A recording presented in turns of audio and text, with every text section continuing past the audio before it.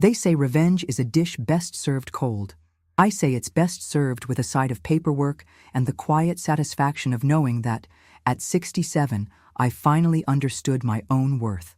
This is the story of how my children forgot my birthday at Whispering Pines nursing home and how I rewrote my legacy without ever raising my voice. The orchid on my windowsill was dying. I watched it from my bed at Whispering Pines, noting how the once vibrant purple petals had browned at the edges, curling inward like arthritic fingers, much like my own. Outside, October rain tapped against the glass, creating rivulets that distorted the view of the parking lot where I'd been watching for my children's cars since sunrise. "Mrs. Hall, would you like to join the others for lunch?" Nurse Debbie stood at my doorway, her scrubs decorated with cartoon pumpkins and black cats. "Not yet," I said, adjusting my glasses. "My children should be here any minute. It's my birthday." Debbie's smile flickered, and she glanced down at her clipboard. I recognized that look. I'd worn it myself as a nurse for 35 years, the expression that forms when you know something the patient doesn't. "I'll save you a plate," she said finally, backing out of the doorway. I smoothed the collar of my blue blouse, the nice one I'd asked the aides to help me into that morning, and checked my watch again. 12:30 p.m. Rebecca had texted last week that they'd arrive around 11. Thomas had confirmed in our Sunday phone call, his voice distracted as always, the sound of his children shouting in the background. My room at Whispering Pines wasn't large, but I'd made it mine over the past 8 months. Photos lined the dresser. My late husband Frank in his Navy uniform, Rebecca's college graduation, Thomas with his wife and 3 children, our old Victorian home in Springfield, Massachusetts that I'd finally sold after Frank's passing. The walls were a pale yellow that reminded me of the kitchen I'd painted myself in 1985, back when I still believed that creating a beautiful home would somehow secure my place in my family's hearts. I reached for my phone and checked for messages. Nothing new. The last text was from Rebecca yesterday. "Looking forward to tomorrow, Mom. We'll bring cake." At 1:15, I dialed Thomas's number. It rang 5 times before going to voicemail. "Hi, it's Mom. Just wondering when you'll be arriving. I'm ready whenever you are." I worked to keep my voice light, as if I was merely curious, not sitting in a dress and makeup that had been applied hours ago. At 2:30, I called Rebecca.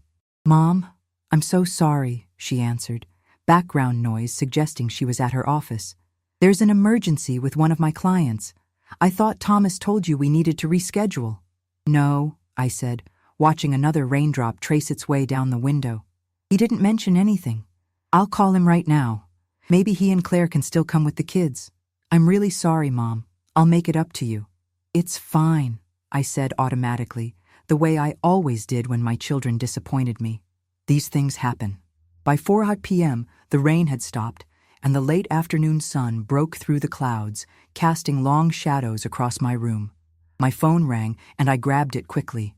"Mom, I'm so sorry," Thomas said, sounding winded. "We completely mixed up the weekends. Claire's mother needed help with her plumbing, and I thought your birthday celebration was next Sunday." "My birthday is today, Thomas, not next Sunday." I know, I feel terrible. "Look, we'll come next weekend instead, okay? We'll make it special, I promise."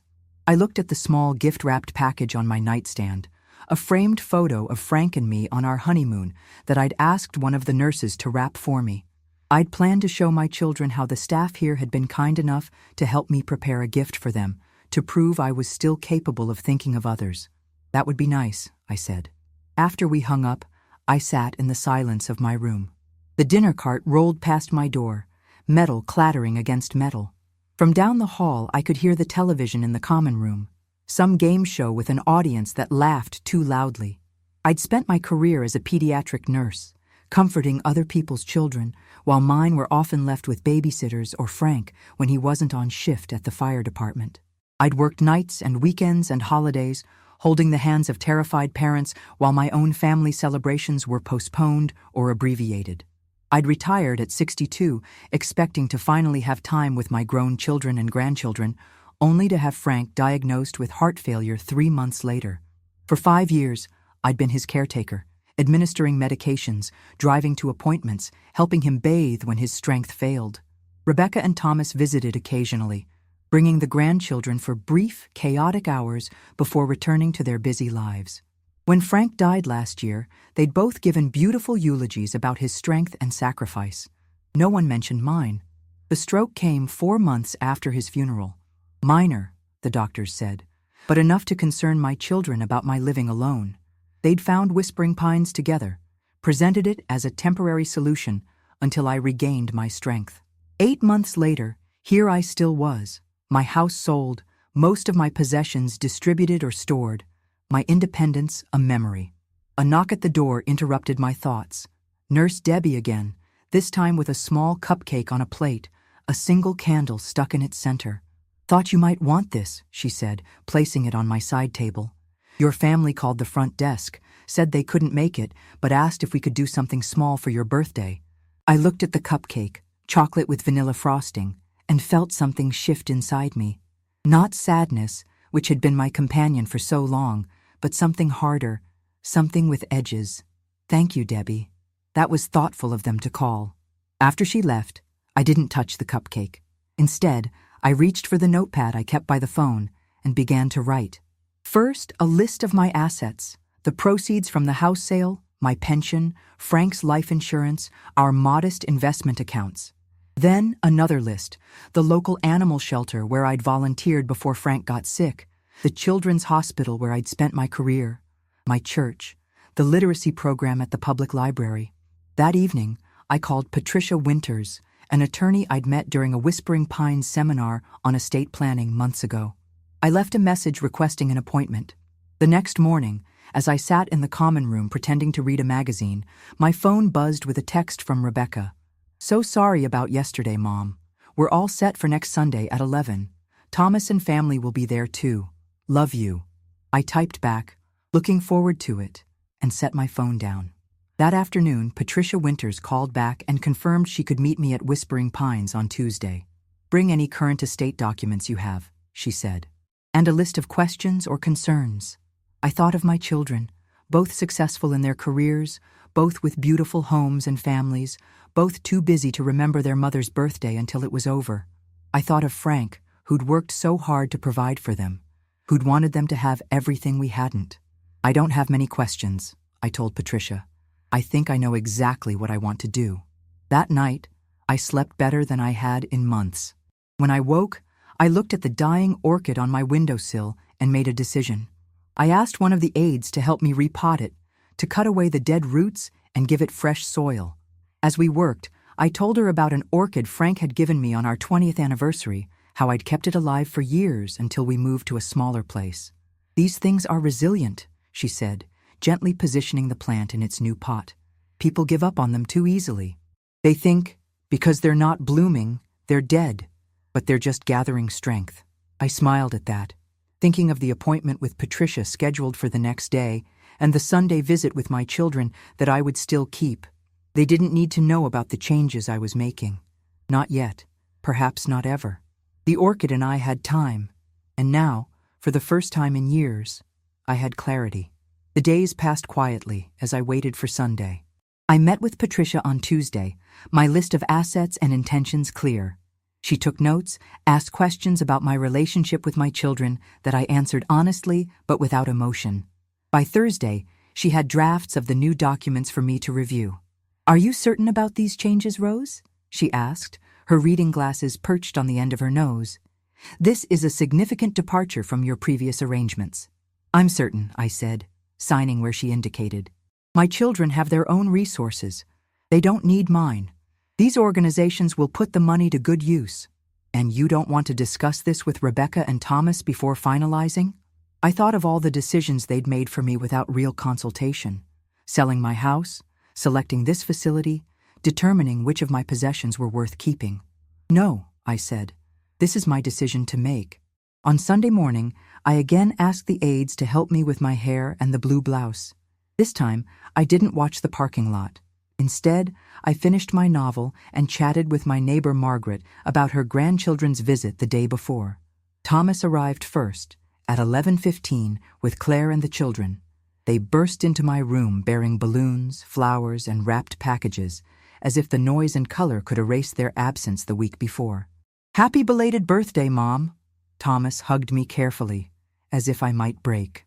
The grandchildren presented their gifts: drawings, a ceramic mug painted at one of those craft studios, a scarf that Claire had clearly selected. I thanked them all, accepting their kisses and stories, asking about school and soccer games. Rebecca arrived at noon, flustered and apologizing for traffic, though I knew her apartment was only 20 minutes away. She brought an expensive-looking cake from a bakery and another potted plant to replace the sad one on my windowsill. "Your orchid doesn't look very happy, Mom," she said, placing her glossy green replacement beside it. "This snake plant is nearly impossible to kill, perfect for low light." "My orchid is doing fine," I said, touching one of its leaves. "It's recovering." We had lunch in the private dining room they'd reserved, another apology in the form of a gesture. The conversation flowed around me as it always did, with Rebecca and Thomas discussing their work challenges, Claire talking about the children's activities, the grandchildren intermittently whining or showing off. I smiled and nodded and asked appropriate questions. No one asked how I spent my days. No one inquired about my friends at Whispering Pines or whether I enjoyed the activities. No one mentioned the fact that they'd forgotten my actual birthday entirely, as if by creating this replacement celebration, the oversight had been erased. As they prepared to leave, promising to visit again soon, I hugged each of them warmly. I told them I loved them, because I did. My decision to redirect my estate wasn't about punishment. It was about finally recognizing where my contributions would be valued. "We'll do something special for Thanksgiving," Rebecca said, kissing my cheek. "Maybe you can get a day pass and come to my place." "That would be lovely," I said, knowing I would neither remind her as the day approached, nor feel surprised when the invitation faded into another well-intentioned but unfulfilled promise. After they left, I returned to my room alone. The new plant from Rebecca sat next to my recovering orchid on the windowsill. I moved it to the dresser instead, making space for the older plant to receive the western light it needed to thrive. Then I took out Patricia's card from my drawer and sent her a text. "Everything is finalized, correct? No additional signatures needed?" Her response came quickly. "All done, Rose. Documents are filed. Your wishes are legally established." I put the phone down and looked at the family photos on my dresser. I wouldn't remove them. I wouldn't speak of my decision. I would continue to love my children and welcome their visits, rare as they might be. But something had changed within me. A quiet, invisible shift, like the new roots forming in my repotted orchid. For the first time since Frank's death, since the stroke, since moving to this place, I felt a sense of power. Not over others, but over my own legacy. Outside my window, the October sun was setting, painting the sky in shades of orange and purple. I thought of all the birthdays ahead, some that would be remembered, others forgotten, and I felt at peace with my choice. My children had their lives, and now, finally, I had reclaimed mine. The weeks after my birthday passed quietly. November brought shorter days and bare trees outside my window at Whispering Pines. I settled into a routine that kept my mind occupied while I waited for the other shoe to drop, for someone to discover what I'd done. But no one did. Life went on as if nothing had changed, even though everything had. "Your daughter called," Nurse Debbie mentioned one morning as she checked my blood pressure. "Said they can't make Thanksgiving after all. She asked if you could join the facility dinner instead." I nodded, unsurprised. "Did she say why?" "Something about her husband's family making last-minute plans to visit." Debbie's expression remained neutral, but her eyes held sympathy. "That's fine," I said, rolling down my sleeve. "The dinner here last year was quite good." What I didn't say was that I'd expected this. Rebecca had never been one to stick to plans where I was concerned. As a teenager, she'd regularly cancel our Saturday shopping trips when better offers came along. Thomas was more reliable in small ways, but absent in larger ones. He remembered birthdays but missed graduations, sent cards but skipped hospital visits. After Frank died, they'd both stepped up momentarily, organizing the funeral, helping me sort through his things, visiting more regularly. But like a stone dropped in water, their concern had created ripples that gradually faded until the surface was still again, as if the stone had never fallen. The day after I received the news about Thanksgiving, I asked one of the aides to help me to the facility's small library. I'd been using a walker since the stroke, my left leg still unreliable despite months of physical therapy. The library was down 2 corridors and around a corner, a journey that left me winded but satisfied. Independence, even in small doses, was a tonic. Margaret, my neighbor from across the hall, was already there, thumbing through a romance novel with a lurid cover. "Rose, good to see you out and about," she said, patting the chair beside her. "Have you heard about the new book club? First meeting next Tuesday?" I eased myself into the chair. I hadn't. "What are they reading?" "Something called The Silent Patient. Psychological thriller, I think. Not my usual cup of tea, but Janet in 204 says it's unput-downable." I laughed at the word. Might be worth a try then. We chatted about books and the upcoming Thanksgiving meal, neither of us mentioning our absent families. Margaret's situation was different. Her children lived across the country, their absence more geographic than emotional. But the result was the same. 2 old women in a nursing home, finding companionship with each other rather than with those who shared their blood. As we talked, I noticed a computer in the corner of the room, its screen dark. "Does that work?" I asked, nodding toward it. "Oh, yes. They set it up last month. Internet and everything. Do you need to use it?" I considered the question. Maybe. I haven't checked my email in a while. In truth, I rarely used email anymore. Rebecca preferred texting, and Thomas called occasionally. The few friends who still kept in touch were phone people, not computer people. But suddenly, I wanted to see the electronic trail of my life, the accounts and subscriptions and digital footprints that remained active even as my physical world had contracted. After Margaret left for her afternoon medication, I made my way to the computer. It took a moment to remember my email password, but then I was in, staring at dozens of unread messages. Retail promotions, Medicare updates, newsletters from nursing organizations I'd once belonged to. And there, amid the digital clutter, an email from First Springfield Bank with the subject line, "Your monthly statement." Frank and I had banked there our entire married life. After his death, I'd maintained our joint accounts, never seeing a reason to change what had worked for 42 years. I clicked on the email and followed the link to log in to our account. The balance was substantial, more than I remembered. Frank's life insurance and pension, combined with the proceeds from our house sale, had created a cushion that my modest expenses at Whispering Pines had barely dented. I scrolled through recent transactions, noting the automatic withdrawal for my monthly fee here, a few small debit card purchases at the facility gift shop, nothing else. All this money sitting quietly in an account, waiting for my instructions. Patricia had already helped me redirect it in my will, but suddenly that didn't seem enough. Why should my children benefit from these resources in the interim, if something happened to me tomorrow? Why should they have access to accounts I maintained? I opened a new tab and searched, "How to remove someone as beneficiary on bank account." The information was straightforward. I would need to visit the bank in person, with identification. I would need to fill out forms. I would need to make decisions about who, if anyone, should replace my children as beneficiaries. I leaned back in the chair, my fingers hovering over the keyboard. This felt different from changing my will. A will was private until death. This would be a change they might discover while I was alive, if they ever had reason to inquire about the accounts. Was I ready for that confrontation? The hurt looks, the demands for explanation, the accusations of mental decline that would surely follow such a discovery? My finger clicked the mouse, closing the browser window. Not today, I decided. But I bookmarked the bank's page in my mind, a possibility to revisit. That evening at dinner, I sat with Margaret and 2 other women from our corridor. Edith, who had been a mathematics professor before retirement, and Sylvia, whose memory was fading but whose smile remained quick and warm. "My son finally called," Edith announced, cutting her chicken with precise movements. "Says he's coming for Christmas. We'll see if he makes it this time." "That's nice," Sylvia said vaguely, though we all knew she was thinking of her own children, who visited regularly but whom she sometimes failed to recognize. "What about your 2, Rose?" Edith asked.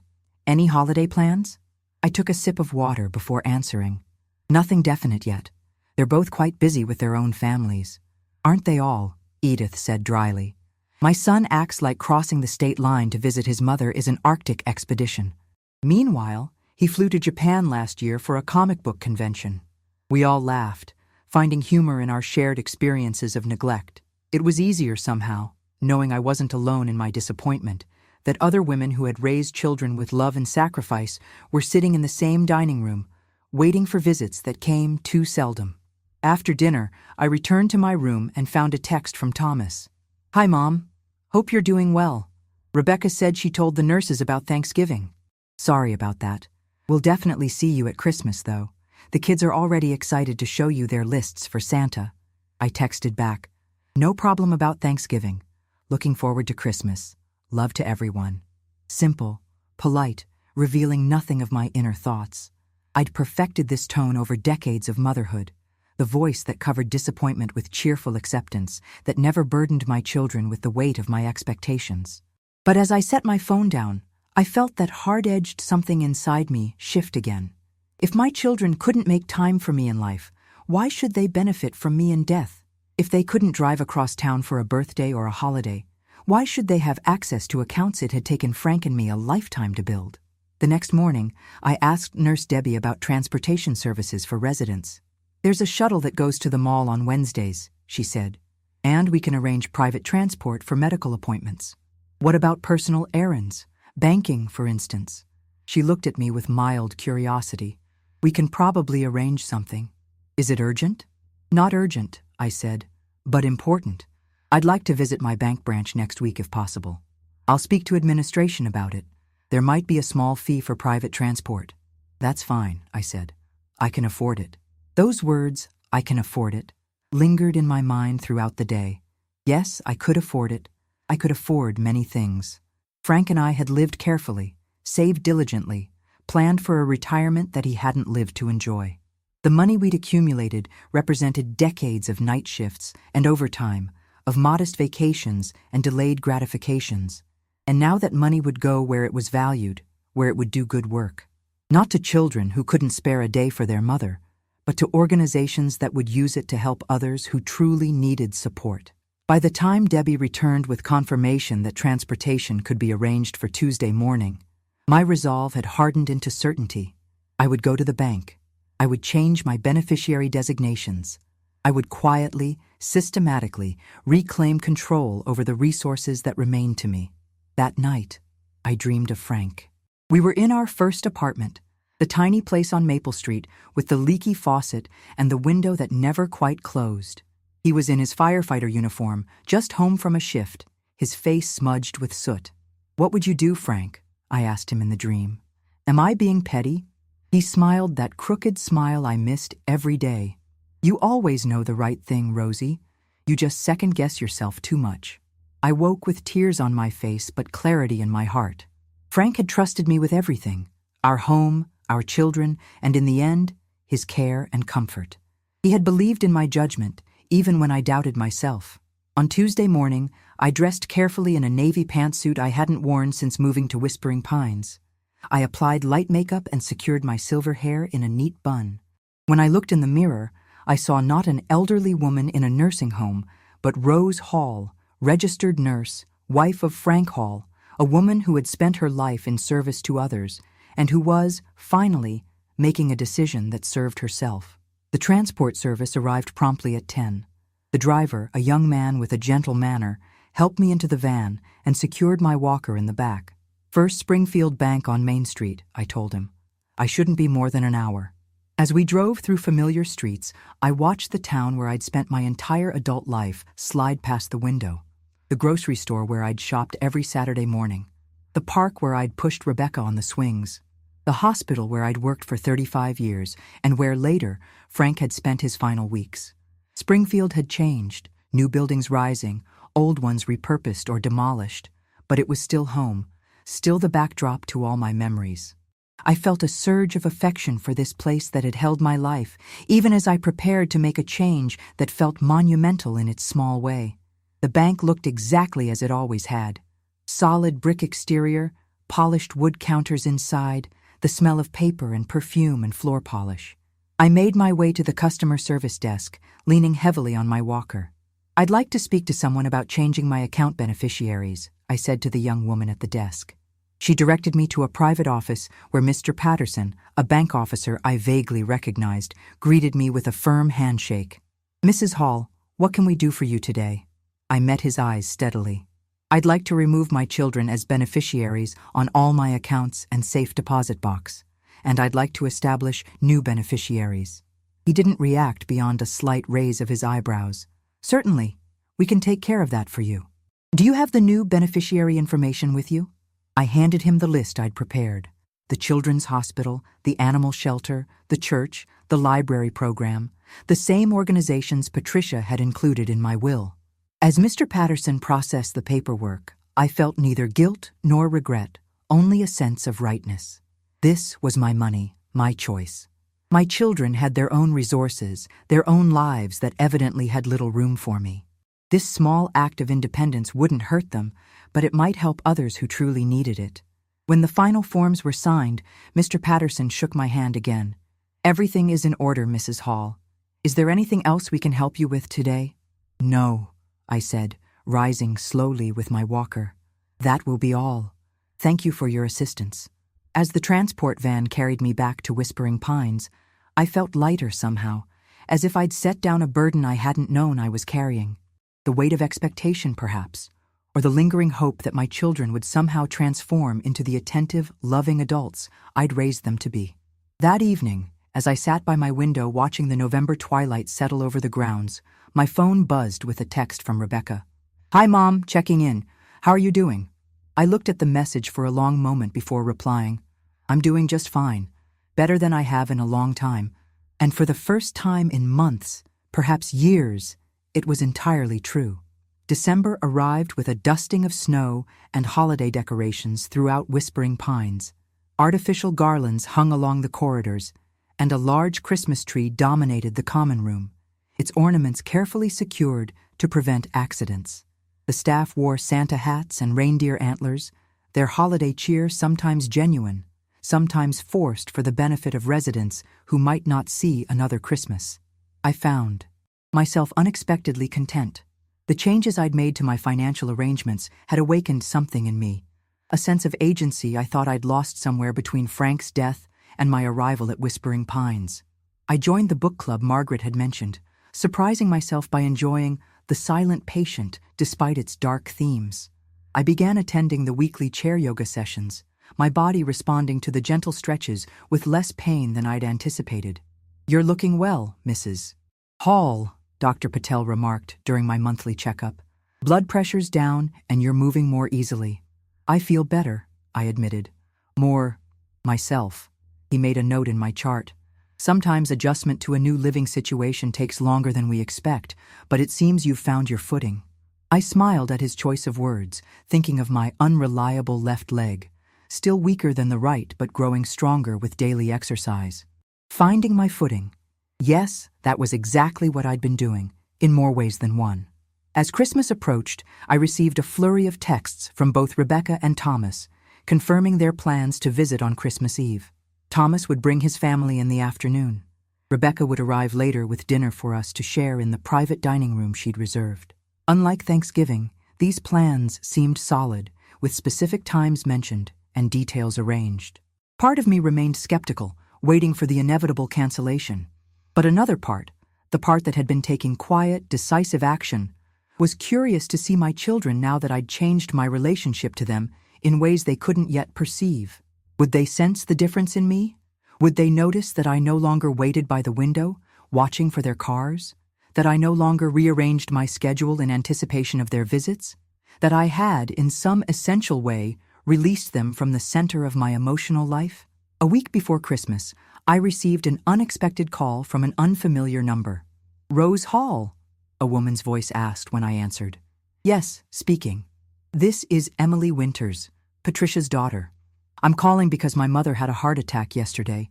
She's stable, but she'll be in the hospital through the holidays." My hand tightened on the phone. "I'm so sorry to hear that. Please give her my best wishes for a speedy recovery." "I will. She actually asked me to call you specifically. She wanted you to know that all your paperwork is complete and properly filed. She said you'd understand what that means." "I do," I said, thinking of the will and trust documents we'd finalized. Thank you for letting me know. And please tell Patricia I'm thinking of her.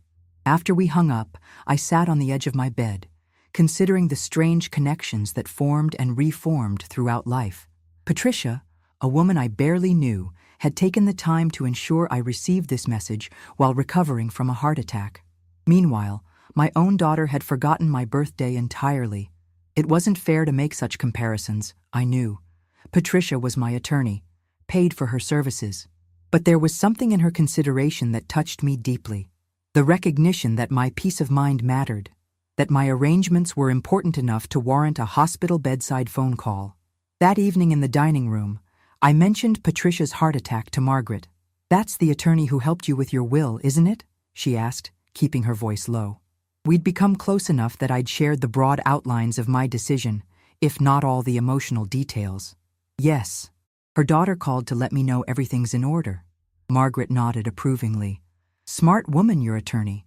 Making sure all the I's are dotted even from a hospital bed." It made me think about professional ethics versus family obligations, I said, pushing my mashed potatoes around my plate.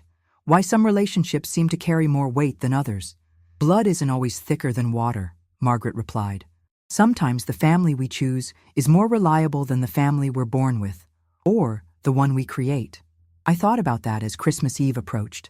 The family I'd chosen, Margaret, Edith, Sylvia, even Nurse Debbie and Dr. Patel, had become my daily support system, the witnesses to my life as it was now, not as it had been decades ago. They saw me as I was, not as the mother-shaped role I'd occupied in my children's lives. The morning of Christmas Eve dawned clear and cold. I woke early, a lifetime habit from nursing shifts and motherhood that retirement and residence care hadn't broken. I showered carefully, mindful of my balance, and dressed in a festive red sweater and black slacks.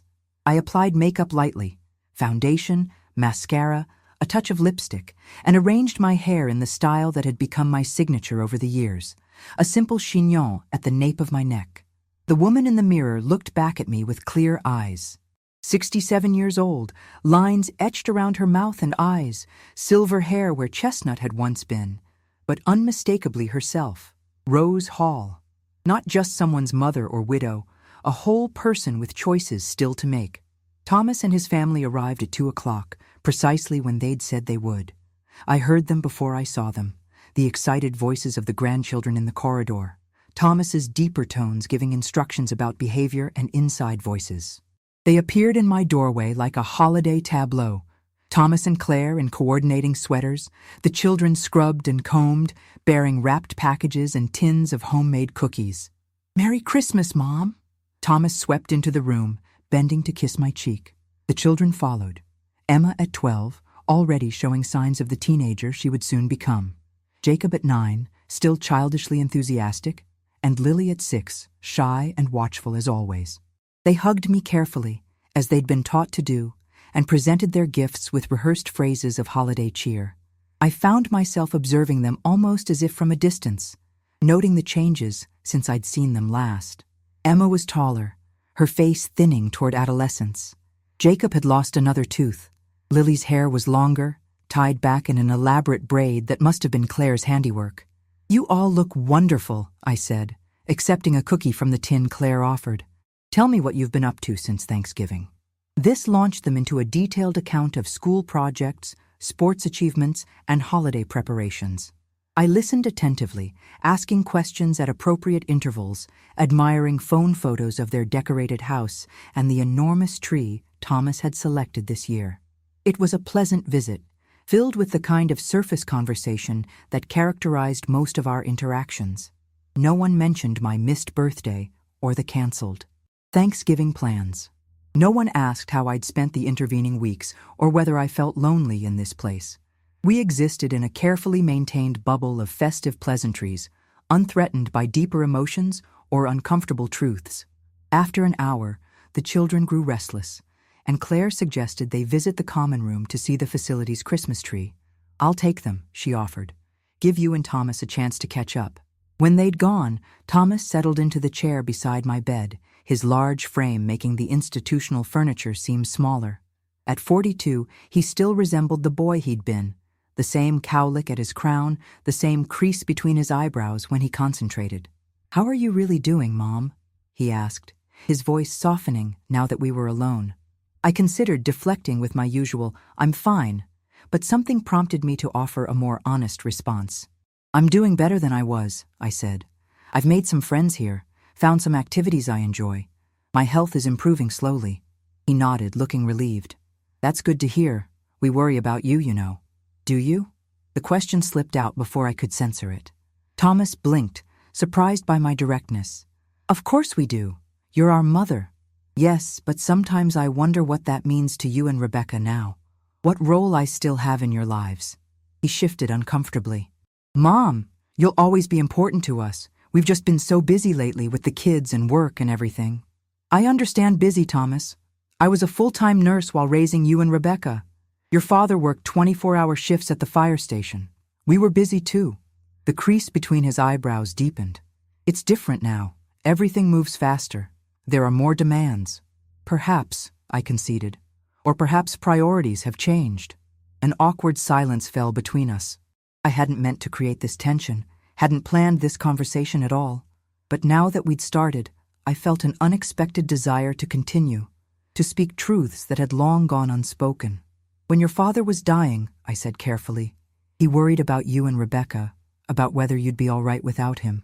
I assured him you would be, that you were both strong, successful adults with good lives, that he could rest easy knowing his children were settled and happy." Thomas's eyes grew damp. "Dad always put us first. We both did," I said gently, "and we never regretted it. But now I find myself wondering who puts me first, whether anyone does." He reached for my hand, his much larger one engulfing mine. "Mom, I'm sorry if we've made you feel unimportant. That's never been our intention." "I know that, Thomas, I do. And I'm not saying this to make you feel guilty. I'm just reassessing things at this stage of my life, thinking about what matters and where I fit." Before he could respond, Claire returned with the children, their energy filling the room once more. The moment for deeper conversation had passed, but something had shifted between us. A door had been opened, if only slightly. Rebecca arrived at 5, laden with containers from an upscale restaurant and a bottle of sparkling cider for our celebration. At 38, she was still strikingly beautiful, her dark hair and olive complexion a contrast to Thomas's fair coloring. She'd inherited Frank's Italian features, while Thomas favored my Anglo-Saxon ancestry. "Mom, you look fantastic," she exclaimed, embracing me. "That red is perfect on you." We relocated to the private dining room for our meal, a procession of walker, adults, and children through the corridors that drew smiles from staff and residents alike. The food was excellent: roast beef, mashed potatoes, green beans with almonds, rolls still warm in their basket, and Rebecca had remembered my preference for chocolate mousse over traditional Christmas desserts.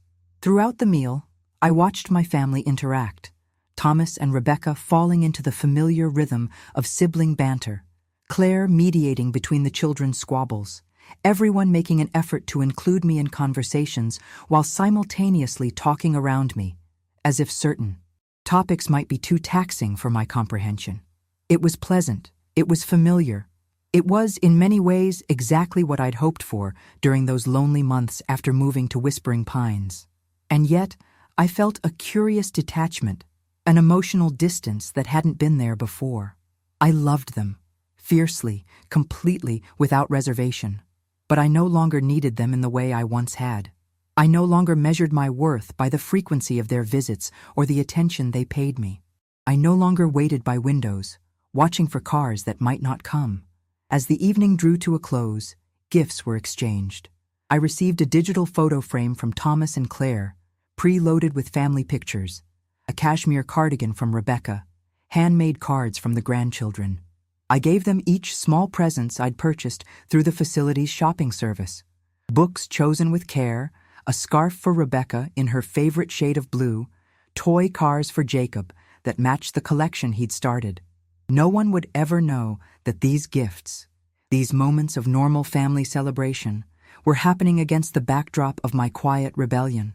That beneath my smiles and hugs and expressions of gratitude lay the firm knowledge that I had reclaimed my financial legacy, redirecting it away from these beloved people toward causes that would use it well.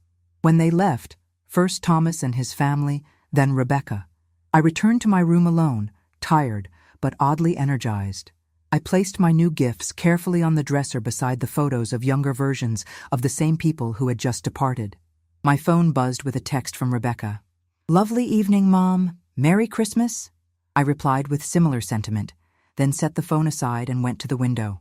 The night was clear, stars visible above the parking lot lights. Christmas Eve in a nursing home, not where I'd imagined spending this holiday when Frank and I had planned our retirement years. Not the life I'd expected. But as I touched the orchid on my windowsill, now showing the first hint of a new bloom forming, I realized it wasn't a diminished life, merely a different one.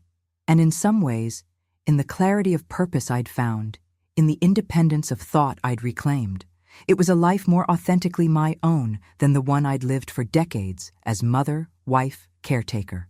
Tomorrow would be Christmas Day. I would attend the facility's holiday luncheon with Margaret and my other friends. We would exchange small gifts and share stories of Christmases past. There would be carols played over the sound system and perhaps a visit from a local children's choir. It would not be the Christmas of magazine spreads or television specials, but it would be mine, on my terms.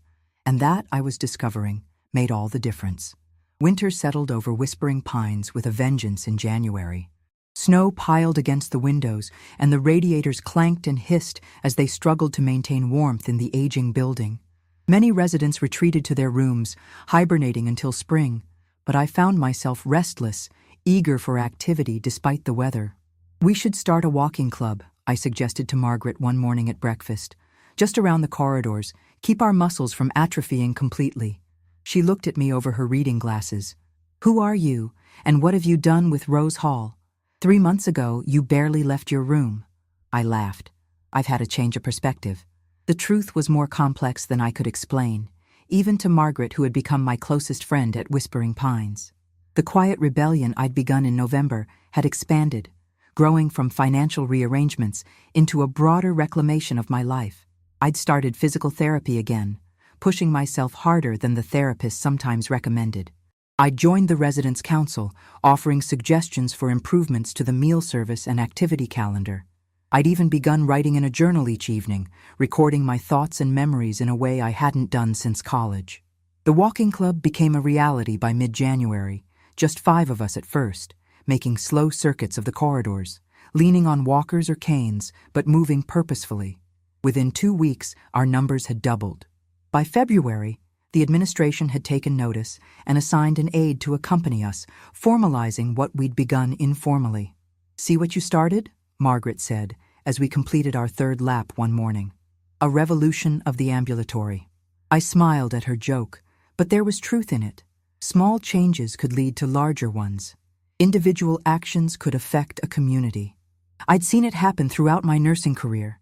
A single advocate could transform patient care practices. A lone voice could shift institutional policies. Perhaps that was why I'd felt so diminished after moving to Whispering Pines. I'd lost my sense of agency, of contribution. In redefining my relationship with my children through my financial decisions, I'd begun to redefine my relationship with my own life. Not as someone waiting for visits or attention, but as someone still capable of meaningful action. Valentine's Day arrived with a flurry of cards and phone calls. Thomas sent flowers, a lovely arrangement of pink carnations and white daisies. Rebecca called, apologizing for being too busy to visit, but promising to come in March. "Work is just insane right now," she explained, her voice hurried. "The Westfield acquisition is taking all my time." "I understand," I said, and I did. Rebecca's career in corporate law had always been demanding. The difference now was that I no longer felt wounded by her absence. "Take care of yourself first. We'll visit when things settle down." "Thanks, Mom. You're the best." She paused, then added, "How are you doing, by the way? Dad's birthday is coming up, isn't it?" I was surprised she'd remembered. Frank would have been 70 on February 21st. "Yes, next week. I'm doing all right." "Do you want company that day? I could try to rearrange some things." "No need," I assured her. "Margaret and I are going to the chapel here. They've agreed to light a candle for him. It will be fine." After we hung up, I sat with the realization that Rebecca had remembered Frank's birthday when she'd forgotten mine. Perhaps that was unfair. He was her father, after all. But the contrast seemed emblematic of how I'd come to exist in my children's minds. Not fully as Rose, a person in my own right, but primarily as an extension of their father, their childhood, their past. The day of Frank's birthday dawned cold but bright, sunlight reflecting off snow with almost painful brilliance. Margaret accompanied me to the small chapel, where the staff chaplain, a kind woman named Ruth, had arranged a quiet remembrance. We sat in the front pew, the electric candle flickering on the altar, its artificial flame a poor substitute for real fire, but still somehow comforting. "Would you like to say something about Frank?" Ruth asked softly. I closed my eyes, calling his face to mind, not as he'd been at the end, thin and gray and struggling for breath, but as he'd been in his prime, laughing as he tossed a football with Thomas in the backyard, concentration furrowing his brow as he helped Rebecca with her science project, eyes crinkling at the corners as he looked at me across our kitchen table. "Frank Hall was a firefighter for 30 years, I began. "He saved lives and property, but he never talked about it at home. He said that was the job, not who he was. Who he was a man who sang off-key in the shower every morning, who coached Little League even though he'd never played baseball himself, who read 3 newspapers every Sunday and cut out articles he thought each family member should see." I smiled at the memory. He was terrible at remembering birthdays, but would bring home random gifts on ordinary Tuesdays. A book he thought I'd like, a model airplane for Thomas, ballet slippers for Rebecca when she mentioned wanting to take classes. Ruth nodded encouragingly. "He believed in fairness above all things," I continued. "In our marriage, in parenting, in his work. He couldn't abide cheating or corner-cutting or people who didn't pull their weight. But he had endless patience for honest mistakes and genuine effort." I paused, feeling tears threaten. He would have hated being remembered in a nursing home chapel instead of on a fishing boat or a hiking trail. But he would have appreciated the thought behind it. After the small ceremony, Margaret and I had lunch in the dining room, then joined the walking club for our daily exercise. Life continuing as it must, as Frank would have wanted it to. That evening, my phone rang, Thomas calling to acknowledge his father's birthday. "I took the kids to Dad's favorite ice cream place after school," he said. "Told them stories about Grandpa. Emma actually remembers him a little." "That's a lovely tradition," I said, touched by the gesture. "Thank you for doing that." "Of course. I miss him every day." Thomas's voice grew rough. "He'd be proud of you, Mom, how you've handled everything." I wasn't sure what he meant by everything. Frank's death, my stroke, moving to Whispering Pines, or some combination of life's challenges. But I appreciated the sentiment nonetheless. "Thank you, Thomas. That means a great deal." After we hung up, I found myself thinking about what Frank would make of my recent decisions. Would he approve of my removing our children as beneficiaries?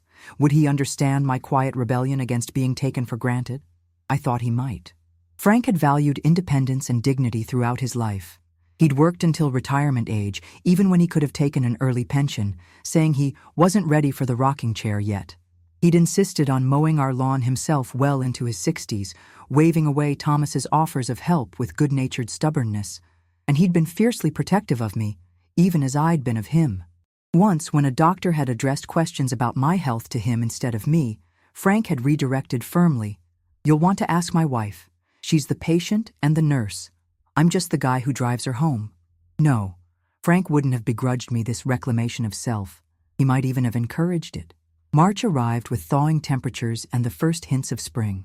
The walking club ventured outside on milder days, circling the facility's small garden where green shoots were beginning to emerge from the soil. My orchid produced not one but 2 delicate blooms, their purple faces turned toward the strengthening sun.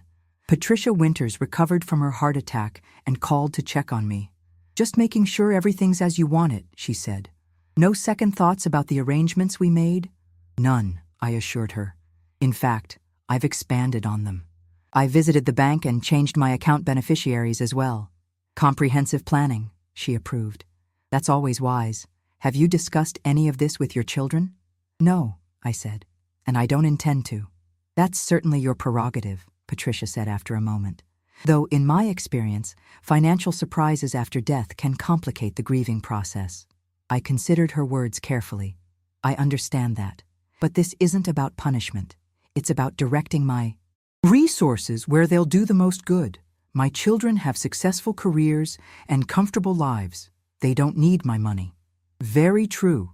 And as I said, it's entirely your decision. I just like my clients to think through all aspects of their estate planning. After we hung up, I sat with my journal open before me, pen hovering above a blank page. Was I being unfair to Rebecca and Thomas? Would learning about my decisions after my death add pain to their grief? Perhaps. But they had made their choices too. Small, daily choices about where to direct their time and attention. About whether to remember a birthday or cancel a Thanksgiving visit. About how much space their mother occupied in their busy lives. Actions had consequences. That was a lesson Frank and I had tried to teach them from childhood. This was simply the logical extension of that principle. In mid-March, as promised, Rebecca came to visit. She arrived on a Sunday afternoon, stylishly dressed as always, bearing a bag from an upscale bakery and a potted hyacinth. "Spring flowers for spring," she said, setting the plant beside my thriving orchid. "Though I see you've become quite the gardener in my absence." We chatted in my room for a while, about her work, about Thomas's children, about a film she'd seen recently that she thought I might enjoy. Eventually, she suggested we take a walk. "The nurse in the hallway mentioned you've started some kind of walking group. I'd love to see this new active lifestyle of yours." I smiled, reaching for my walker. Nothing too dramatic, just trying to keep moving. As we made our slow way through the corridors and out to the garden, I was acutely aware of Rebecca moderating her normally brisk pace to match mine, of the way she hovered slightly, ready to offer assistance if needed, of the careful attention she paid to my stability on the uneven path. She was being a good daughter today, attentive, considerate, present. It was a role she stepped into periodically, like trying on a coat she'd once worn regularly, but now reserved for special occasions. We sat on a bench near a bed of early crocuses, their purple and yellow heads nodding in the slight breeze. "You seem different, Mom," Rebecca said after a comfortable silence. "More, I don't know. Settled, maybe." "I am," I acknowledged. "I've made peace with a lot of things." "That's good." She hesitated, then continued. "Thomas mentioned you had a talk at Christmas, about feeling like you weren't a priority for us anymore." I was surprised Thomas had shared that conversation. "We did, but it wasn't an accusation, just an observation." Rebecca looked down at her hands. Elegant, manicured, the nails painted a subtle shade of pink. My hands at her age had been practical instruments, nails kept short for nursing work, skin dried from constant washing. "I know we've been absent more than we should be," she said quietly. "After Dad died, and then your stroke, it was hard, seeing you here instead of in your house, knowing things would never go back to how they were. Change is difficult," I agreed. "For all of us. But that's not an excuse," she continued. "You've always been there for us, always. And we haven't returned that consistency." I studied my daughter's face. So like Frank's, with the same expressive eyes and determined chin, she was making an effort, genuine in this moment at least. "I appreciate you saying that," I said. "And I want you to know something important." I turned slightly to face her more directly. "I don't measure my life's worth by how often you visit or call. I love seeing you and Thomas and the grandchildren, but my happiness doesn't depend on your attention. I've built a life here. I have friends and activities and purpose." Rebecca's eyes widened slightly. That's good, Mom. I'm glad to hear it." We sat a while longer, talking about her plans for the summer and my progress in physical therapy. When she left, her hug was tighter than usual, her kiss on my cheek lingering. "I'll come back soon," she promised. Really soon. I believed she meant it in that moment. Whether life's demands would allow her to keep that promise was another matter. That night, I added a new entry to my journal. "Rebecca visited today. It was a good visit, perhaps the most honest conversation we've had in years. She's trying, in her way, to bridge the distance that's grown between us. I appreciate the effort while recognizing its limitations. I find myself wondering if I should tell my children about the changes I've made to my will and accounts. Not to hurt them or provoke a reaction, but simply to be transparent about my choices. To give them the opportunity to understand my reasoning while I'm still here to explain it. But something holds me back. Perhaps it's the fear that they would view my decisions through the lens of punishment rather than purpose, that they would see only rejection rather than redirection. Or perhaps it's simpler than that. Perhaps these decisions are mine alone to make and hold, my quiet declaration of independence after a lifetime of putting others first. I closed the journal and placed it in my bedside drawer. Through the window, the quarter moon hung in a clear sky, casting silver light across the garden where Rebecca and I had sat hours earlier. In the dim room, my orchids' blooms glowed faintly, resilient and beautiful despite their fragility. I was not punishing my children. I was simply, finally, prioritizing my own wishes, making choices based not on maternal obligation, but on personal conviction. After decades of putting family first, as most women of my generation had been taught to do, I was placing myself at the center of my own story. It wasn't selfish. It wasn't vindictive. It was, perhaps for the first time, completely honest. Spring unfurled fully in April, bringing with it longer days and the scent of fresh earth. The grounds of Whispering Pines transformed from barren brown to vibrant green, daffodils lining the walkways and cherry trees bursting into delicate pink bloom. Our walking club expanded its roots, venturing farther from the building as our collective strength improved. My own progress continued steadily. My left leg, though still not as strong as the right, carried me more reliably. I'd graduated from a walker to a cane for most indoor activities, though I still used the walker for longer outdoor excursions. Dr. Patel was pleased with my recovery. "Your determination is paying off," he said during my April checkup. "Your blood pressure is excellent, your mobility is significantly improved, and your overall health markers are better than they've been since you arrived." "I have goals now," I told him. "Things I want to accomplish." One of those goals materialized unexpectedly through a conversation with Edith after a residents' council meeting. We'd been discussing the limited activities available at Whispering Pines, the same bingo games and movie nights recycled month after month. "What this place needs is intellectual stimulation," Edith said, tapping her fingers against her wheelchair armrest. "Most of us still have functioning brains, whatever they think." "What did you have in mind?" I asked. "When I was teaching, I ran a lecture series, faculty sharing their research with students and colleagues.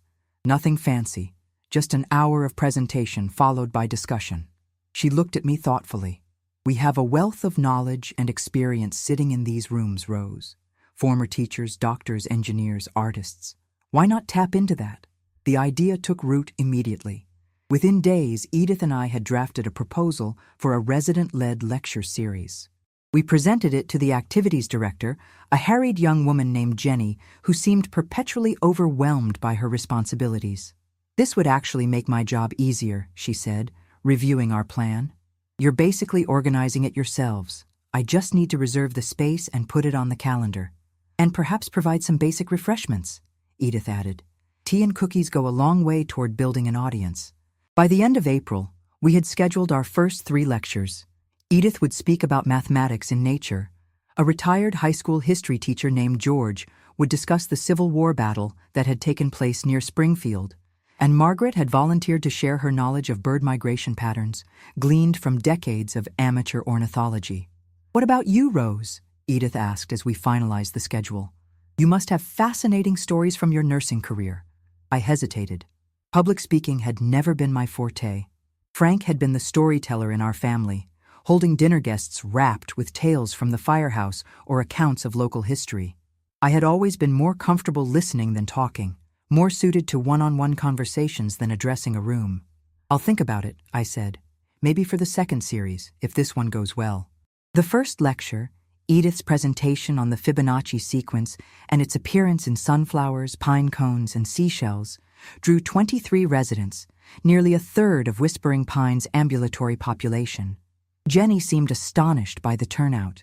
"We don't get this many people for the visiting musical groups," she said, hurriedly setting out additional chairs. Watching Edith command the room from her wheelchair, laser pointer in hand, as she directed attention to her carefully prepared slides, I felt a surge of admiration. At 82, with arthritis that had twisted her once elegant hands into gnarled claws, she remained formidable. her mind sharp, her passion for her subject undiminished by age or infirmity. This was what I wanted for myself, not merely to exist in my later years, but to continue contributing, learning, engaging with the world around me. To be defined not by my limitations, but by my ongoing capacity for growth and connection. The lecture series quickly became the highlight of Whispering Pines' activity calendar. George's Civil War talk had residents lingering afterward, sharing family stories passed down through generations. Margaret's presentation on bird migration inspired a new birdwatching group that gathered on the patio each morning, binoculars in hand. "You've started quite something," Dr. Patel commented during my May checkup. "The staff has noticed a general improvement in mood throughout the facility. Residents are more engaged, more social." "It was Edith's idea," I said. "I just helped implement it. Nevertheless, you found a way to make a difference here. That's significant." His words stayed with me throughout the day. Making a difference? Wasn't that what I'd always tried to do? As a nurse, as a mother, as Frank's caretaker during his final illness. The difference now was that I was making choices that served not only others, but also myself. Choices that reflected my own values and priorities, rather than merely responding to others' needs. In mid-May, I received an unexpected call from Thomas. "Mom, I have a favor to ask," he began, his voice tentative. "Emma has a school project about career paths, and she's chosen nursing. She needs to interview someone in the profession, and I immediately thought of you." I was momentarily speechless.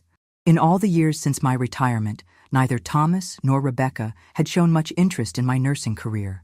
It had been a job to them, something that had often taken me away from home during their childhoods, not a vocation worthy of discussion.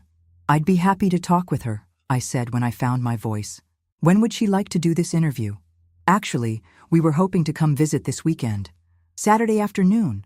Claire can bring the younger kids to the park while Emma and I talk with you." "That sounds perfect." After we hung up, I sat with the strange feeling that had come over me during the conversation. Pride, certainly, that my granddaughter had chosen my profession as her subject, but something else too, something that felt oddly like vindication. After decades of my work being peripherally acknowledged but never truly seen by my family, suddenly it was deemed valuable enough to merit documentation. I spent the days before their visit reflecting on my nursing career, pulling memories from the mental archives where they'd been stored since retirement.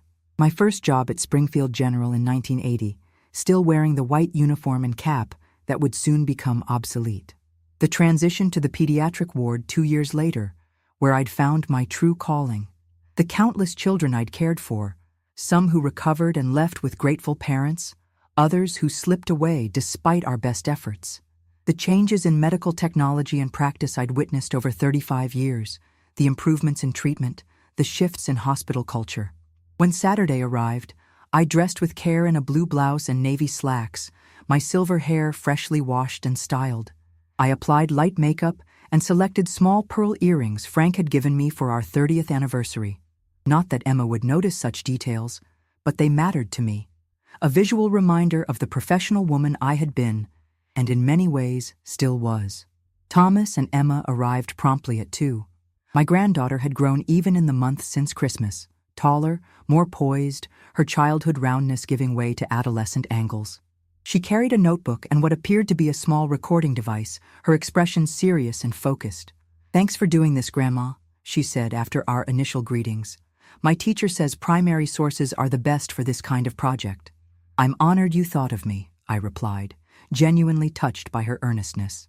We settled in my room, Emma and Thomas on the 2 visitors' chairs, me on the edge of my bed. Emma placed her recorder on the nightstand between us and began with basic questions about my education, the requirements for nursing in my era, the types of positions I'd held. As the interview progressed, her questions became more thoughtful, more probing. She asked about difficult cases, about how the profession had changed over the decades, about what qualities made for a good nurse. Thomas sat quietly, occasionally nodding or smiling, but mostly just listening, perhaps hearing aspects of my life story for the first time. "What was the hardest part of being a nurse?" Emma asked, consulting her list of questions. I considered carefully before answering. There were different kinds of hard. Physically hard was the long hours, being on your feet for 12-hour shifts, lifting patients, never having quite enough sleep. Emotionally hard was losing patients, especially children, or seeing families receive devastating diagnoses. I paused, then continued. But perhaps the hardest part was balancing the demands of the job with family life. Missing school events because of my shift schedule, coming home too tired to help with homework or make a proper dinner, feeling pulled in multiple directions all the time. Thomas shifted in his chair, his eyes meeting mine briefly before looking away. "Do you regret becoming a nurse?" Emma asked. "Given how hard it was?" "Not for a moment," I said without hesitation. "It was meaningful work. I made a difference in people's lives at their most vulnerable moments. And the skills I learned, both medical and emotional, served me well throughout my life, including when your great-grandfather needed care at the end of his life." The interview continued for nearly an hour, Emma's questions thoughtful and perceptive. When she finally clicked off her recorder, she had filled several pages of her notebook with additional notes. "This is great material, Grandma. Thank you so much." "You're welcome, sweetheart. I hope it helps with your project." Thomas, who had been uncharacteristically quiet throughout, spoke up. "Mom, I never realized. You never really talked about your work in detail when we were growing up. You never really asked," I said gently. "Children tend to take their parents' careers as background facts, not subjects of interest." "Still," he said, "listening to you today, you did important work, really important work." The simple acknowledgement, decades late but sincere, warmed something within me. "Thank you, Thomas. That means a lot." After Emma had packed up her materials, Thomas suggested we all take a walk around the grounds. "Claire and the kids will meet us by the garden. They've been at the playground down the street." Outside, the May afternoon was perfect.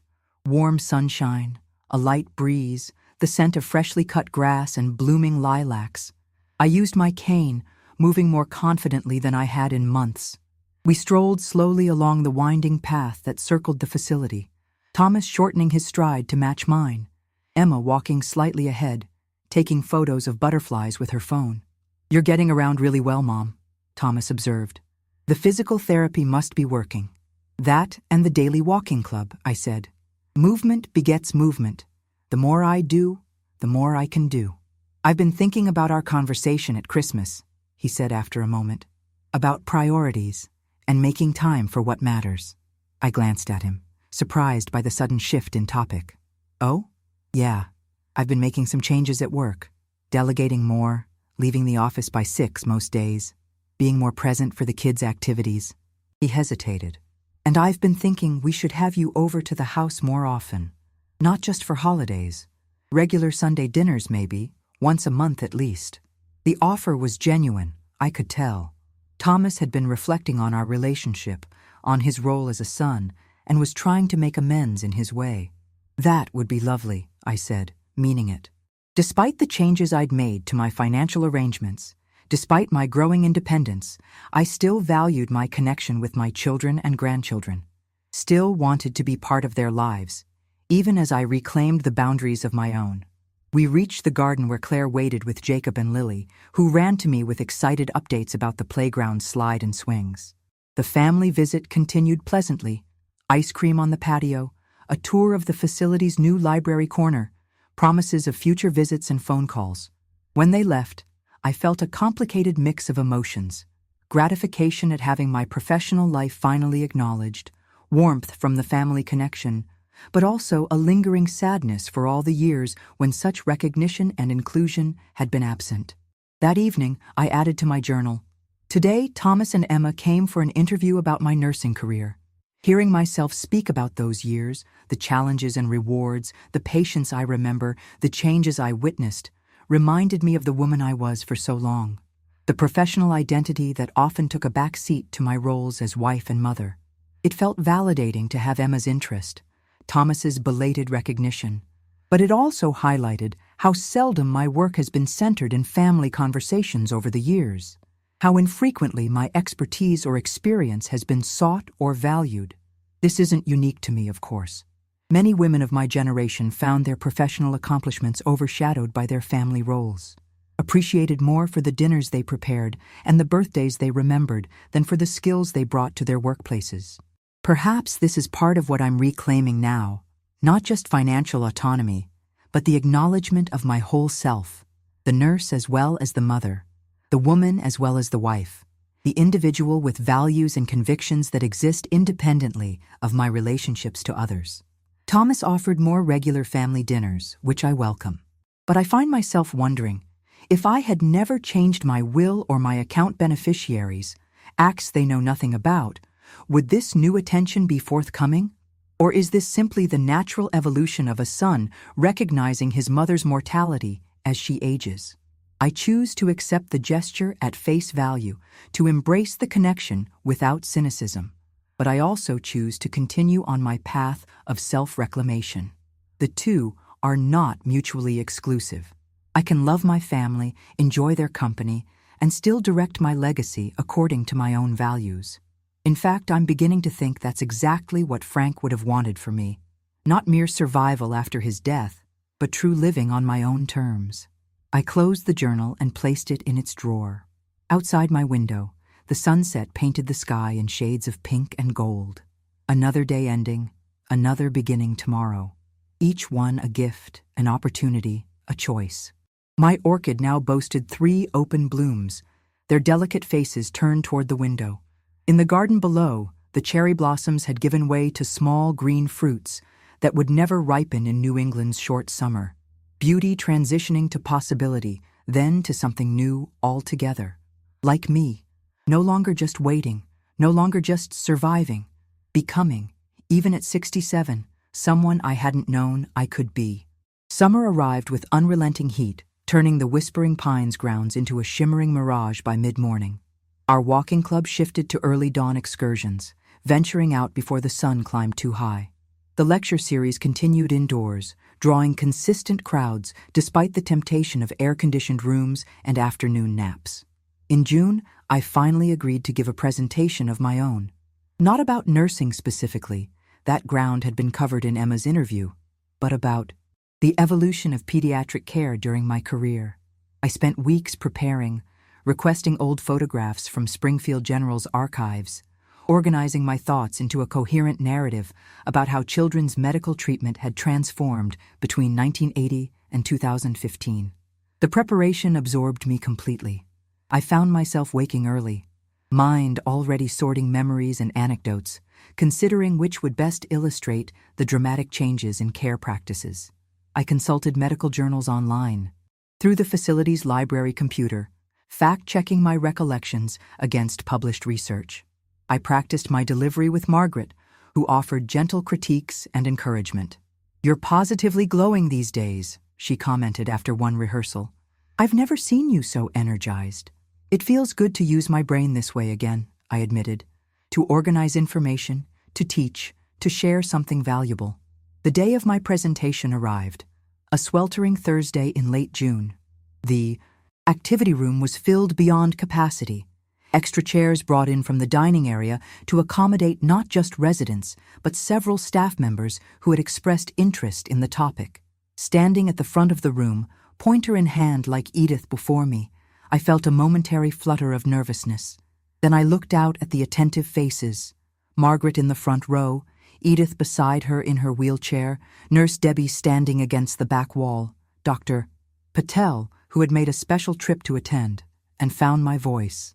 When I began my nursing career in 1980, I started. Parents were still restricted to limited visiting hours in pediatric wards. Children faced procedures and treatments alone, separated from their families during their most vulnerable moments. For 45 minutes, I traced the arc of change, from the sterile, institutional approach of the early 80s to the family-centered care models that emerged later. I described how research had proven the therapeutic value of parental presence, how design changes had transformed hospital environments, how pain management for children had evolved from an afterthought to a priority. I shared stories, anonymized but authentic, of cases that had illustrated these shifts. The toddler with leukemia, whose mother had been allowed to stay overnight in 1986, one of our first exceptions to the rigid visiting hours. The teenager with cystic fibrosis, who had helped design his own treatment protocol in the early 2000s, when patient autonomy became recognized as crucial to compliance. The infant born at 24 weeks, who would not have survived in 1980 but thrived in 2010 thanks to technological and pharmaceutical advances. Throughout the presentation, I felt a curious sense of expansion, as if I were not just Rose Hall, resident of Whispering Pines, but also the capable professional I had been for decades, the witness to medical history, the participant in healthcare's evolution. Both women at once, past and present, merged into a whole person. When I finished speaking and opened the floor for questions, hands shot up throughout the room. Residents asked about specific conditions they or their grandchildren had experienced. Staff inquired about how certain practices had developed. Dr. Patel posed a thoughtful question about the balance between technological advancement and human connection in modern medicine. The discussion continued well beyond our scheduled end time. Voices animated, perspectives shared, connections made. When Jenny finally announced that we needed to clear the room for the next activity, people lingered, approaching me individually with comments or further questions. "That was extraordinary, Rose," Dr. Patel said as the crowd thinned. "You've given us all a window into a world most never see, and into the remarkable professional you are." He corrected himself with a smile. I thanked him, feeling a warmth that had nothing to do with the summer heat. Recognition, respect, visibility. The very things I had found lacking in my relationships with my children, freely offered here by comparative strangers who saw value in my experience and knowledge. That evening, still buoyed by the success of my presentation, I received a text from Rebecca. "Mom, sorry for the radio silence. Work has been crazy. Can I come visit this weekend? Have something important to discuss." I replied with a simple affirmative, curious about what might constitute important in Rebecca's estimation. Since our March conversation in the garden, she had kept her promise to stay in touch more consistently, weekly texts, occasional phone calls, but had not managed another visit. She arrived on Saturday afternoon, elegantly casual in linen pants and a silk blouse, despite the oppressive humidity. After our initial greetings and catching up, she came to the point of her visit. "Mom, I've been offered a position in Chicago," she said, twisting her watch around her wrist, a nervous habit she'd had since childhood. "Senior Counsel for Midwestern Operations. It's a significant promotion, more responsibility, better compensation." "That sounds like a wonderful opportunity," I said, noting the conflicted expression on her face. "But you seem concerned." "It would mean moving, obviously. Further away from you. Further from Thomas and the kids." She looked down at her hands. "After our talk in March, I've been trying to be more present, more connected. This feels like a step in the opposite direction." I considered my response carefully. This was not the self-absorbed Rebecca of my birthday disappointment, nor the perfunctorily attentive daughter of Christmas. This was a woman genuinely wrestling with competing priorities, career advancement versus family proximity. "What does your heart tell you to do?" I asked. She laughed softly. "That's not usually your approach, Mom. You're more of a pros and cons list person." "People change," I said simply. "Even at my age." Rebecca grew serious again. "My heart is pulled in both directions. The job is exactly what I've been working toward for years, but being further from family, that has costs too." "Distance doesn't have to mean disconnection," I said. "You've lived in the same city as me for years, yet we've gone weeks without meaningful contact. Meanwhile, I have a friend here whose daughter lives in Alaska, but calls her every Sunday without fail and visits 3 times a year." Rebecca nodded slowly. "So you're saying it's about the effort, not the miles." "Precisely. And you wouldn't feel abandoned if I moved farther away?" The question touched me. Behind the accomplished attorney sat the little girl who had once feared being left at kindergarten, who had clung to my leg and begged me not to go. "Rebecca, I want you to build the life that fulfills you," I said gently. "I have my own life here now, friends, activities, purpose. I love seeing you and Thomas and the grandchildren, but my happiness doesn't depend on your physical proximity." She studied my face as if searching for hidden meanings. "You really have changed, Mom. A year ago, I think you would have guilt-tripped me, even unintentionally. A year ago, I was still adjusting to life without your father, to the aftermath of my stroke, to living here. I was looking to you and Thomas to fill gaps that, it turns out, I needed to fill myself. The conversation shifted to practical matters: the timeline for her potential move, the logistics of the new position, the housing market in Chicago. As we talked, I observed the animation in her face when discussing the professional challenge ahead, the way her hands gestured expansively when describing the company's Midwestern expansion plans. This was my daughter in her element: strategic, ambitious, alive with purpose. Just as Thomas found his fulfillment in family life and community coaching, Rebecca found hers in corporate achievement and professional growth. They had both, in their different ways, inherited aspects of Frank and me. Thomas with his father's community orientation, Rebecca with my determination and attention to detail. "I think you should take the job," I said finally. "It's clearly what you want, and you've earned this opportunity." Relief washed over her face. "Thanks, Mom. Your blessing means a lot." "It's not about my blessing," I corrected gently. "It's about recognizing that at 40, you get to make your own choices without worrying about parental approval." She smiled ruefully. "Some lessons take longer to learn than others." After Rebecca left, promising to keep me updated on her decision timeline, I sat in the common room with Margaret, sharing the details of our conversation. "She asked your permission to live her life," Margaret observed, shaking her head. "At her age." "Not exactly permission," I clarified. "More absolution from guilt, assurance that I wouldn't be devastated." "And would you? Be devastated if she moves farther away?" I considered the question honestly. "No.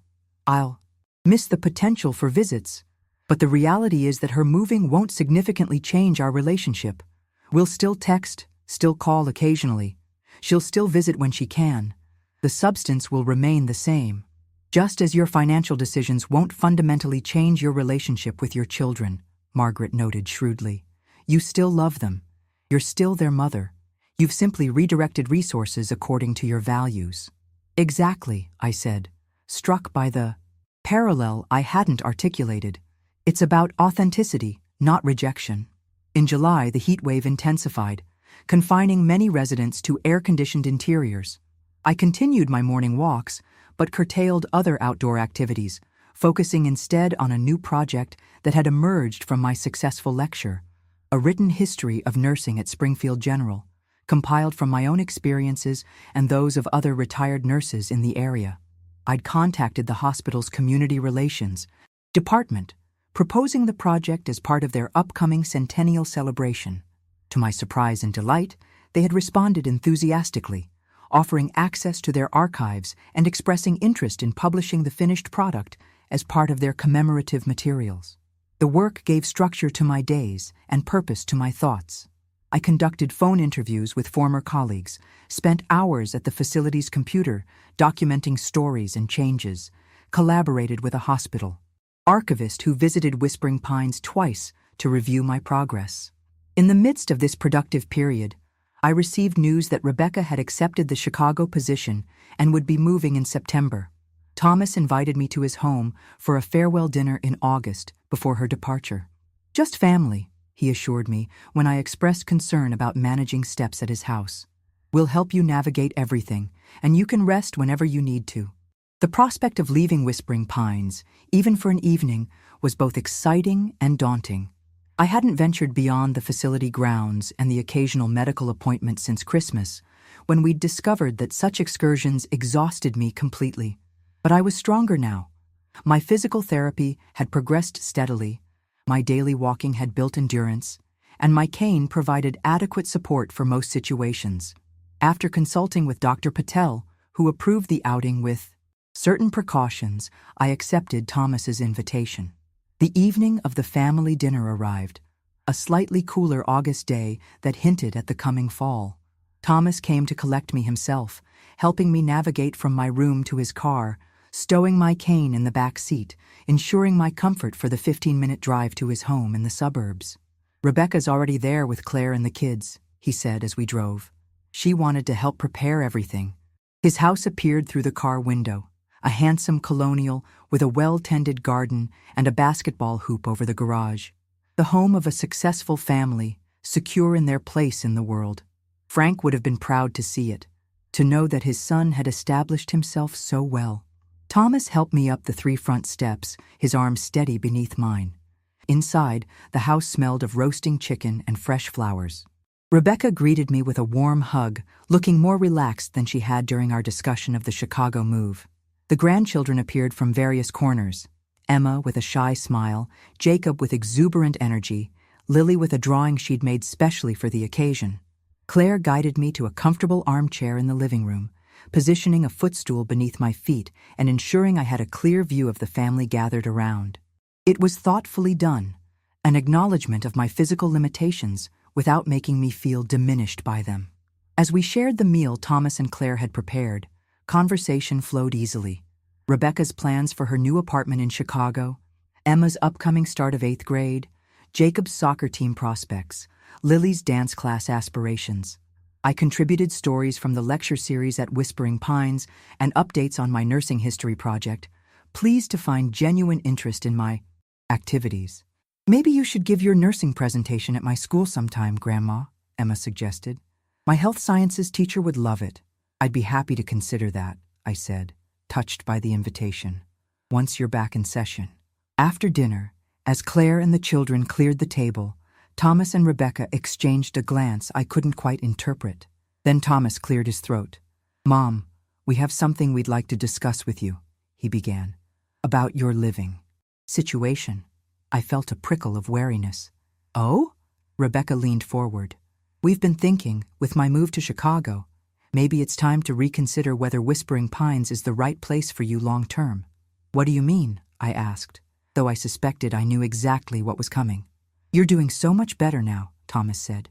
"Your mobility has improved, you're active and engaged, and this house has a first-floor guest suite that we've barely used.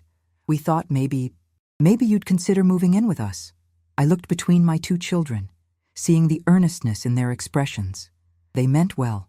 They truly believed they were offering a better alternative to the nursing home, a return to family life, an escape from institutional living. A year ago, I might have jumped at the chance. 6 months ago, I might have considered it seriously.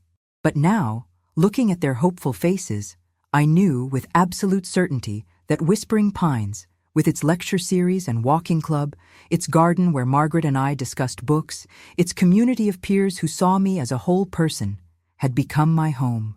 "That's a very generous offer," I said carefully, "and I appreciate the thought behind it more than I can express. But Whispering Pines is where I belong now." Their faces registered surprise, then confusion. "But Mom," Rebecca began, "it's a nursing home. Wouldn't you rather be with family?" I smiled at her gently. "I have family at Whispering Pines too, not by blood, but by choice and circumstance. I have friends, activities, projects. I have a life I've built there that matters to me." "We just thought you'd be happier here," Thomas said, clearly struggling to understand my response. "I know you did," I assured him, "and that means the world to me. But happiness isn't just about where we live or who we're near. It's about purpose, connection, autonomy. I found those things at Whispering Pines in ways I couldn't have anticipated when I first arrived." The conversation continued, my children alternating between respectful acceptance and gentle attempts to persuade. I held firm, explaining more fully the community I'd become part of, the projects that engaged me, the independence I'd established. By evening's end, they had come to understand, if not entirely embrace, my decision. As Thomas drove me back to Whispering Pines, the night air warm through the open car windows, I felt a profound sense of peace. I had been offered a choice, and I had made it authentically, based not on obligation or expectation, but on genuine self-knowledge. Just as I had redirected my financial legacy according to my values, I was now directing my living legacy, my time, presence, and energy, according to those same values. Frank would have understood. Perhaps my children were beginning to as well. Autumn painted the trees around Whispering Pines in brilliant shades of crimson and gold, the leaves gradually surrendering to October winds. My 68th birthday approached, a full year since that rainy day when my children had forgotten to visit, setting in motion the quiet rebellion that had transformed my life. Rebecca had settled in Chicago, adapting quickly to her new position and sending regular updates about her lakefront apartment and the challenges of her expanded role. Thomas and his family had maintained their promise of monthly Sunday dinners, either at their home or, when my energy flagged, in the private dining room at Whispering Pines. Emma had indeed arranged for me to present a modified version of my nursing lecture to her health sciences class, an experience that had proven unexpectedly rewarding. My nursing history project for Springfield General was nearing completion. The hospital's Centennial Committee had reviewed my draft chapters with enthusiasm, suggesting we incorporate photographs and artifacts from their archives for a small exhibition to accompany the published history. They'd even proposed a stipend for my work, a modest sum, but one that acknowledged the professional value of my contribution. "You're going to be published," Margaret marveled as we walked our morning route, leaves crunching beneath our feet. "A proper author at 68. More of a chronicler," I corrected with a smile, recording others' experiences alongside my own. Still, it's remarkable. From forgotten birthday to hospital historian in a year. Her observations stayed with me throughout the day. The contrast between last October and this one was indeed striking, not just in my external circumstances, but in my internal landscape. The woman waiting by the window for children who didn't come had been replaced by one who filled her days with purpose and connection, who had reclaimed agency over her resources and relationships. The transformation hadn't happened overnight or without effort. There had been moments of doubt, flashes of guilt about my financial decisions, occasional longing for the simplicity of family obligations. But with each passing month, each small choice to prioritize my own values, the new reality had solidified. 2 weeks before my birthday, Patricia Winters called with an unexpected proposition. "Rose, I'm wondering if you might be willing to speak at a seminar I'm organizing," she said, after our initial greetings. "It's for seniors about estate planning and financial autonomy. Your perspective as someone who's thoughtfully redirected her legacy could be valuable to others in similar situations." I hesitated. While I'd grown comfortable sharing my nursing knowledge publicly, my financial decisions had remained private, known only to Patricia, Margaret, and the institutions I'd designated as beneficiaries. "I'm not sure I'm the right person," I said. "I haven't exactly been transparent with my family about my choices." "That's precisely what makes your perspective unique," Patricia countered. "Many people struggle with the tension between family expectations and personal values when it comes to estate planning. Your experience navigating that tension could help others find their way." I promised to consider her invitation, turning the idea over in my mind throughout the day. There was a certain symmetry to it, using my story of reclaimed autonomy to help others consider their own choices. Not advocating any particular approach, but simply illustrating one possibility among many. That evening, I discussed the opportunity with Margaret over dinner. "Would you need to name your children or specify the organizations in your will?" she asked practically. "No, I could keep those details private. It would be more about the process of decision-making, the emotional journey from obligation to authenticity." "Then I think you should do it," Margaret said decisively. "Your story might give someone else permission to make choices they've been afraid to make." The next morning, I called Patricia and accepted her invitation. The seminar would be held in early November at a community center downtown, with transportation arranged for Whispering Pines residents who wished to attend. As my birthday approached, I found myself reflecting on the year that had passed, not with bitterness over that initial forgotten celebration, but with appreciation for the clarity it had ultimately brought me. I made no specific plans for the day, curious to see whether my children would remember without prompting. 3 days before my birthday, my phone rang. Thomas calling from his car, judging by the background noise. "Mom, just confirming our plans for your birthday dinner on Saturday," he said. "We've reserved the private dining room at Whispering Pines for 6 o'clock. Rebecca's flying in for the weekend, and she'll come straight from the airport." "That sounds lovely," I said, genuinely touched by their coordination. "Should I invite Margaret to join us? She's become like family to me." "Of course," Thomas agreed readily. "Anyone you'd like to include is welcome. It's your day." After we hung up, I sat with the warm realization that my children had not only remembered my birthday, but had planned for it well in advance. Perhaps our honest conversations throughout the year had made a difference. Perhaps they were finally seeing me as a person in my own right, not merely in relation to their needs and schedules. Or perhaps, I thought with quiet amusement, they simply didn't want a repeat of last year's oversight. The day of my birthday dawned clear and cool, a perfect October Saturday with sunlight filtering through the colorful leaves outside my window.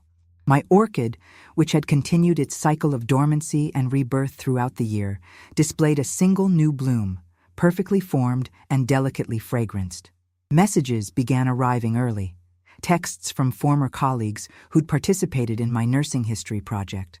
A call from Edith's daughter on her behalf, Edith having been moved to the memory care unit the previous month. Emails from distant cousins who maintained our family's holiday correspondence list. Rebecca called mid-morning. From the airport, her flight delayed but still scheduled to arrive in time for dinner. Thomas sent photos of Emma and Lily making decorations for the evening celebration. The day unfolded in a pleasant rhythm of communication and quiet activity. In the afternoon, Dr. Patel stopped by my room, not for a medical check but to deliver a small gift, a book on the history of medicine he thought might interest me. "Happy birthday, Rose," he said, handing me the beautifully wrapped package. Another year of wisdom gained. "Thank you," I said, genuinely moved by his thoughtfulness. "This is very kind." "Not at all. You've contributed significantly to our community here. Your walking club, the lecture series, your example of continued growth and engagement. These things have inspired many residents, and quite a few staff members as well," he added with a smile. After he left, I sat with the book in my lap, considering his words. I hadn't set out to inspire anyone.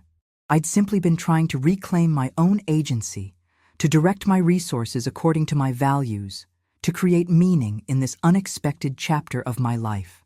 That those efforts might have influenced others hadn't occurred to me. The birthday dinner exceeded my expectations. Thomas and Claire had arranged everything beautifully. Flowers on the table, a cake from my favorite bakery, gifts thoughtfully chosen. Rebecca arrived slightly flushed from her rushed journey from the airport, but fully present in a way she hadn't been at similar gatherings in the past. Margaret joined us, fitting seamlessly into the family dynamic, offering wry observations that made everyone laugh. The grandchildren presented handmade cards and small treasures, a watercolor painting from Lily, a woven bracelet from Jacob, a carefully curated playlist of music from Emma, from the good decades, Grandma. Throughout the evening, I observed my children with clear eyes, their strengths and limitations, their genuine efforts to connect, their lingering tendencies to speak around rather than to me at times. I loved them completely, these imperfect adults I had raised, even as I maintained the boundaries I'd established over the past year. As we finished dessert, Rebecca tapped her water glass with a spoon, drawing everyone's attention. "I'd like to make a toast," she said, her expression uncharacteristically serious. "To Mom, on her 68th birthday." Everyone raised their glasses, the children with their sparkling cider, the adults with wine. "Mom," Rebecca continued, "a year ago, we failed you. We forgot your birthday, not because we didn't care, but because we were caught up in our own lives, our own priorities. It was unforgivable, and yet you forgave us." I felt a flush of surprise at her directness, at the public acknowledgement of last year's hurt. "Over this past year," she went on, "you've shown us what it means to live with purpose and dignity, regardless of circumstance. You've built a meaningful life here, pursued projects that matter to you, and frankly, inspired us to reconsider our own priorities." Thomas nodded in agreement. "You've never made us feel guilty about last year's mistake, Mom, but you've helped us understand how important it is to be present for the people we love, not just physically, but emotionally. So here's to you," Rebecca concluded, raising her glass higher. "To your wisdom, your strength, and your example. We love you, and we're grateful for the woman you are, not just the mother you've been to us." Tears pricked at my eyes as we clinked glasses. Their words were genuine, their understanding deeper than I'd expected. They still didn't know about the changes I'd made to my will and accounts, the quiet rebellion that had started this journey. But perhaps they didn't need to, at least not yet. The evening continued with stories and laughter, memories shared, and new ones created. When the gathering finally dispersed, Rebecca to her hotel, Thomas and family to their home, Margaret to her room down the hall, I returned to my own room with a heart full of complicated gratitude. On my dresser sat the photographs that had been there since my arrival at Whispering Pines. Frank in his Navy uniform, the children at various ages, our old house in Springfield. But alongside them now were newer images, a picture of the walking club taken by the local newspaper, a group photo from the lecture series, Emma and me after my presentation at her school, the past and present, side by side, the woman I had been and the woman I had become. Not separate identities, but a continuous thread of selfhood, adapting and evolving through each stage of life.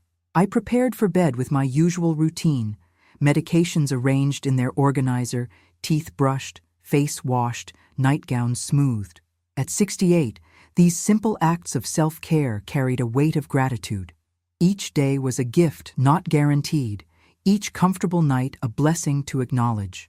As I settled against my pillows, I thought about Patricia's upcoming seminar, about the story I would share of reclaiming my financial autonomy, redirecting my legacy according to my values rather than default expectations, about the emotional journey from hurt to clarity, from reaction to purpose.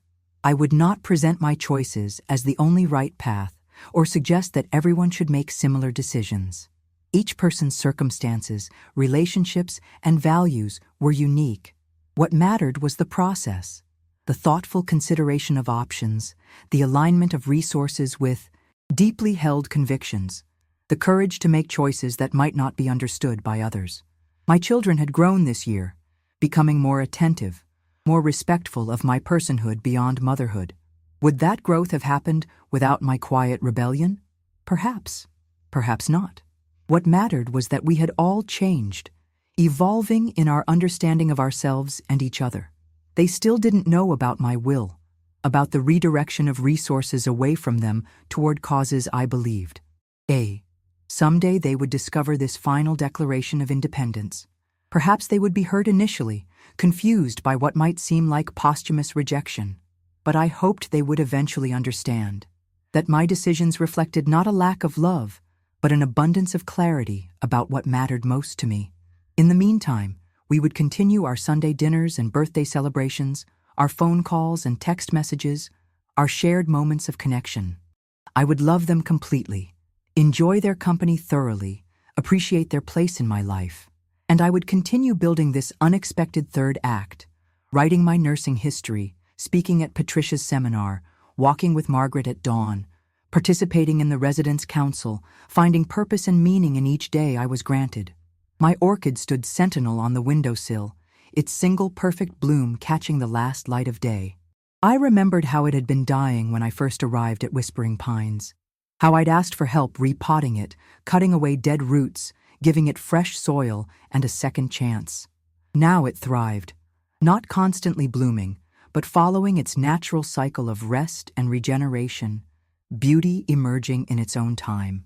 Like me, like all of us who find the courage to grow, even when the ground beneath us changes. Outside my window, the October moon rose full and bright, casting silver light across the gardens of Whispering Pines. Another birthday ended. Another year began. Not the life I had planned with Frank, but a life of meaning and purpose nonetheless. My life on my terms, with my values at its center. They had forgotten my birthday and left me out of their plans, so I had left them out of my will without saying a word. And in that quiet act of self-reclamation, I had found not bitterness or revenge, but liberation and peace. The legacy I would leave behind, both financial and personal, would be one of authenticity, purpose, and the quiet strength that comes from finally placing yourself at the center of your own story. If my story touched your heart, please share it with someone who needs to hear that it's never too late to reclaim your power. Remember, your legacy isn't just what you leave behind, it's how boldly you live today.